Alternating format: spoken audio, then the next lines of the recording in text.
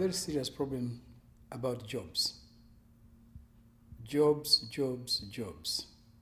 If we don't sort out the problem of jobs, we're in problems. Young people are coming out of school, they can't find jobs. They are coming out of colleges, they can't find jobs. There's hope that, with more foreign investment, jobs will be created. But there will be no jobs created by foreign investors. No matter how many foreign investors we bring into the mining sector, there will be no jobs. Things have changed. Those armies of miners we used to have, we'll never see them again. Those jobs have been taken over by machines, excavators. One excavator wipes out 1,000, 2,000, 3,000 jobs. So the armies we used to have of mine workers will not be there, no matter how much foreign investment we pump into the mining sector. Equally, in commercial agriculture, we used to have huge camps of workers around a farm.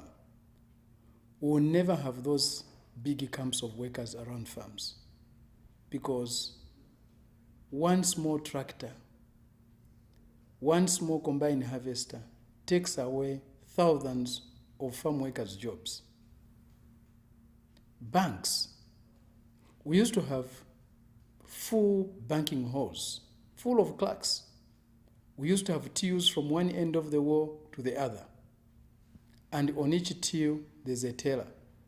Today, you go into the banking halls, they are empty. The jobs have been taken over by a machine, the ATM. The ATM doesn't go on maternity leave. The ATM does not attend funerals, has got no relatives. The ATM has no lunch break. The ATM doesn't go on study leave. It simply works. It's not possible for capitalism to address this issue of jobs. We have to look outside the capitalist system, because the current unemployment rate is inherent in the capitalist system, production for profits and to satisfy human needs. For us, the solution will only come from peasant agriculture. And agriculture in general today is only contributing 9% or so of our GDP. But it is deploying, or we have deployed 85% of our workforce in agriculture, producing 9% of the GDP. We have 6% of our workforce deployed in industry, producing 24% of our GDP.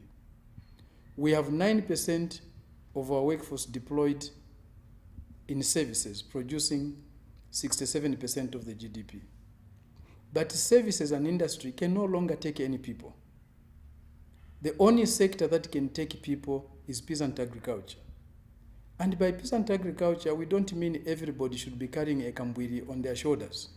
I don't mean the brother who is in politics. I mean that little instrument we use to plow, the hoe. We also need people to produce veterinary medicines, chemicals for crops. That will also create jobs in those sectors. Peasant agriculture also will need serious marketing for inputs and outputs. That will also create jobs in those areas for marketers, drivers, mechanics, and other logistics experts. We will also need to produce manufactured goods out of farm produce. There's no need for cotton produced in Eastern Province just to leave the country and be processed elsewhere. We need cloth to start coming out of Eastern Province. We'll need manufacturing industries, tailors, designers, to start making clothes, and we export clothes from the cotton grown by our people in Eastern Province. So you can see that more jobs will be created around peasant agriculture than just the tilling of the land. For us, that's the way out. We need to put more and more resources, more and more attention, more and more effort into peasant agriculture. We are the third hungriest country in the world today, after Chad and Central African Republic. What does that mean? It means we are not utilizing the resources God has given us in terms of land, water, and a young population, jobs can be created and will be created by a socialist government in 2021.